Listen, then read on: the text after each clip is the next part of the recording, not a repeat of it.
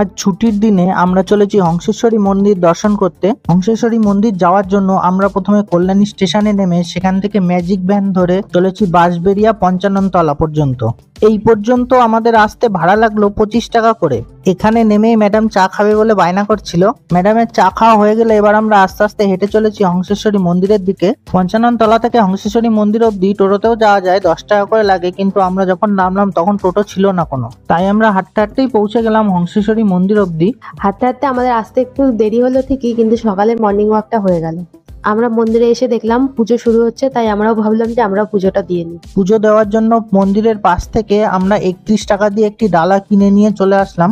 এবার আমরা চলেছি পুজো দিতে। তবে তার আগে বলে রাখি, এই মন্দিরে আসার জন্য ব্যান্ডেল দিয়ে বাঁশবেড়িয়া হয়েও ট্রেন পথে আসা যায়।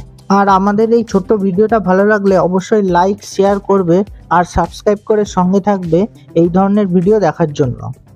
মন্দিরের পুজো চালু হয়ে গেছে, তোমরা দেখতেই পাচ্ছ। পুজো হয়ে যাওয়ার পর অঞ্জলি দেওয়ার জন্য সবাইকে বলছিল, যেহেতু আমরা আসার আগে খেয়ে ফেলেছিলাম সেই জন্য আজকে আর আমাদের অঞ্জলি দেওয়া হলো না।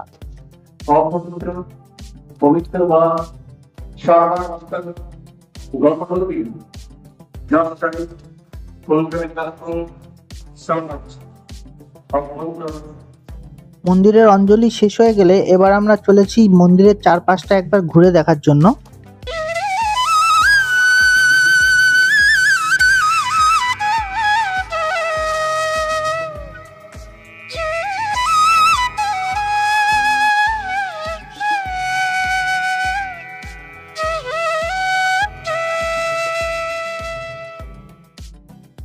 আমরা মন্দিরে পুজো দেওয়া হয়ে গেছে।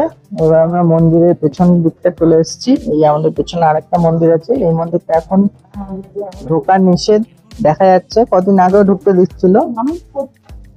এবার তোমাদের মন্দিরটা ঘুরে দেখাবো। দেখতে পাচ্ছ প্রচন্ড রোদ, মানে পা ফেলা যাচ্ছে না, এতই রোদ। আমরা মন্দিরের পিছনে এসে এই সিঁড়িতে একটু বসলাম, কারণ হাঁটা যাচ্ছে না, এতই রোদ, পুরো গরম হয়ে আছে সবকিছু। তবে এই গরমের মধ্যেও মন্দিরে এসে পুজো দিয়ে আমাদের বেশ ভালোই লাগলো।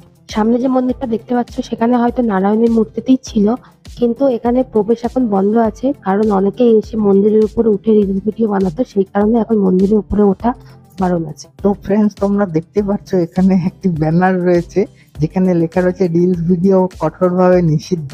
তবে আমার পার্সোনালি মনে হয় যে মন্দিরের উপরে উঠে এরকম রিলস ভিডিও না বানানোই উচিত। তোমাদের কি মনে হয় একবার আমাদের কমেন্টসে জানিও। এবার আমরা এখানে একটু বিশ্রাম নিয়ে আবার কল্যাণীর দিকে ফিরে যাব। এবার আমরা টোটো করে আবার কল্যাণীর উদ্দেশ্যে রওনা হয়েছি। তবে মন্দিরটা ঘুরে আমাদের খুব ভালোই লাগলো।